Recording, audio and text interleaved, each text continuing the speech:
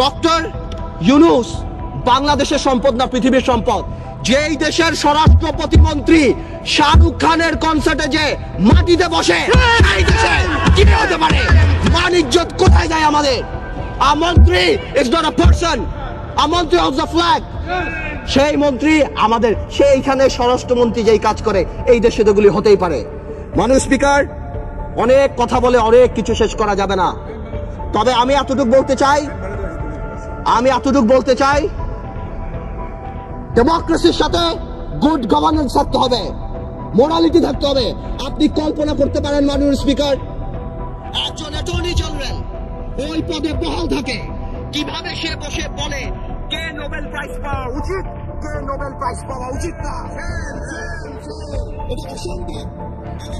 আমার ভয় হয় যে মাননীয় অ্যাটর্নি জেনারেল যদি চাটুকারিতা করে, আগামীতে ভবিষ্যৎ ল মিনিস্টার হওয়ার জন্য আমার বলার কিছু নাই, কিন্তু যদি তার বুদ্ধি এই হয়ে থাকে যে সন্তু লারমার প্রধানমন্ত্রী, হ্যাঁ কে পাক না পাক that is not our concern, কিন্তু ফোরামটাকে ডক্টর ইউনূসের পাওয়া উচিত ছিল না, এই বুদ্ধি যদি অ্যাটর্নি জেনারেলের হয়ে থাকে, তাহলে আমি শঙ্কিত যে বাংলাদেশের জুডিশিয়ারি কোন দিকে যাচ্ছে। মাননীয় স্পিকার, আমি দেখেছি আমাদের মাননীয় পররাষ্ট্রমন্ত্রী বলেছেন this will not affect our relationship বহির্বিশ্বের সাথে আমাদের সম্পর্কে। ঠিক তার পরের দিনই জন কেরি বলেছেন we are concerned, 23 জন কংগ্রেসম্যান বলেছেন we are concerned। বহির্বিশ্ব ফোন উঠে ঝগড়া করবে না, এটা তাদের diplomatic language, that we are concerned, we are looking into the matter। Doctor Yunus আমাদের মতো না। আমার ফোনে সবচেয়ে বড় ভিআইপি ফোন করে জয়নাল আবেদিন ফারুক সাহেব, আর ডক্টর ইউনূসের ফোনে ফোন করে হিলারি ক্লিন্টন। মনে রাখতে হবে সে কোথায় উঠে গিয়েছেন। ডক্টর ইউনূসের এই ব্যাপারটা অ্যামিকেবলি সেটেল করা যেত।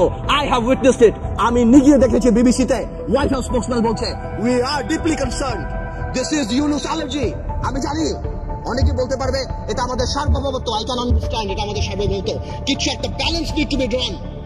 এখন সার্বভৌমত্বের সাথে এখন গ্লোবালাইজেশনের সময়, কালকে বাংলাদেশের বিপদ হচ্ছে, আমরা তাদের কাছে যে হাত পাততেছি, দুই নেত্রীর মনোমালিন্য হচ্ছে, নির্বাচনে যাবো কি যাবো না, আমেরিকান এম্বাসির দাওয়াতে ভিড় লেগে যাচ্ছে, এখানে ভিড় লেগে যাচ্ছে, আর যখন কোনো কিছু হচ্ছে তখন কি বলা হচ্ছে এটা আমাদের সার্বভৌমত্ব ব্যাপার।